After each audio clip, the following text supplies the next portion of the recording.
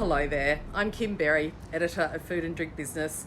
Welcome to our weekly news roundup and the final edition for 2022. I know, dry your eyes, we will be back in the new year.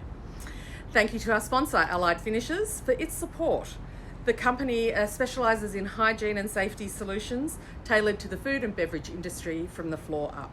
In the news this week, our November-December magazine is here. It is, of course, the one that carries our exclusive Australia's Top 100 Food and Drink Businesses report. We work with Ibis World and pull together the list of food and beverage manufacturers based on revenue of the highest reporting ANZ entity of the company. It makes for interesting and informative reading.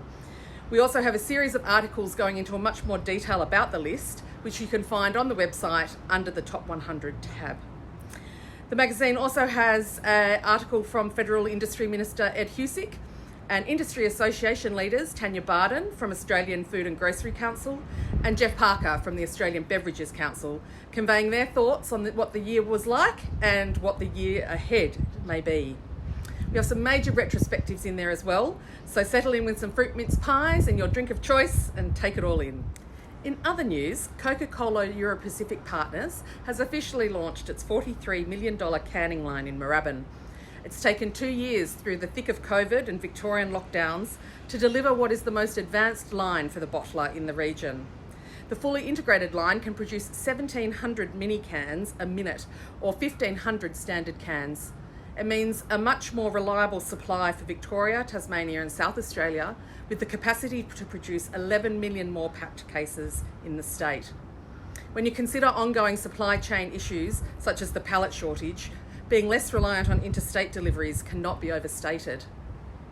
QLM Label Makers has acquired Reed Labels and Packaging and Luminar to form a new division called QLM Flexibles.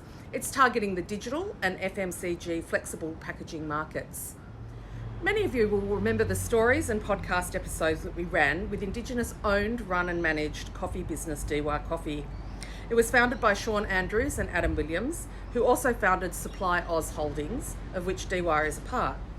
Well, earlier this year, they acquired the Queensland coffee business Aroma's Coffee Roasters, which prompted SupplyAus to look for someone to head its food and beverage portfolio. This is a long backstory to say that Nerida Brink has joined the company as head of food and beverage. Her previous role was with St Ali Coffee Roasters, where she grew its Queensland footprint from 2 locations to 47. We're very determined here to shine a light and support Indigenous food and beverage manufacturing as much as possible. And so this is a very exciting step for DIY and SupplyAus overall. I also think that it's nice in the last news bulletin of the year to end on something quite positive. Now, for all these stories and more, please head to the website foodanddrinkbusiness.com.au. And this is where I bid you adieu until 2023. Thank you for your support and feedback across the entire food and drink business media platform this year.